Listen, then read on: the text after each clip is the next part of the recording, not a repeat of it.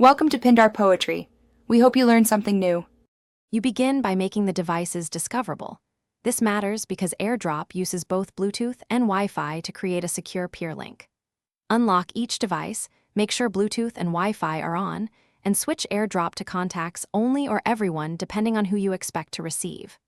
Once done, position devices close together and keep screens awake so discovery succeeds. If you're sharing with a contact, confirm the Apple ID email or phone matches. This prevents accidental rejections during the transfer. Now you perform the transfer.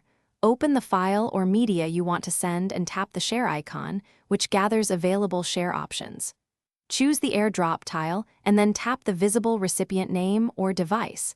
This initiates the handshake. On the receiving device, a preview appears so the person can confirm. Tell them to tap Accept to start receiving. Transfers happen quickly over the ad hoc connection, and progress appears on screen.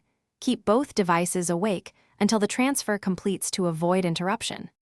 To finish, check the receiving app for the file. Photos go to Photos, Documents to Files, and links open in Safari. If the transfer fails, try simple fixes. Move devices within a few feet, toggle Bluetooth and Wi-Fi off and on, and temporarily set AirDrop to everyone so discovery is simpler. Make sure personal hotspot is off.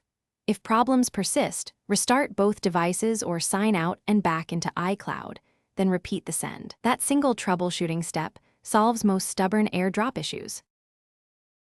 Thanks for watching. Consider subscribing if we helped you.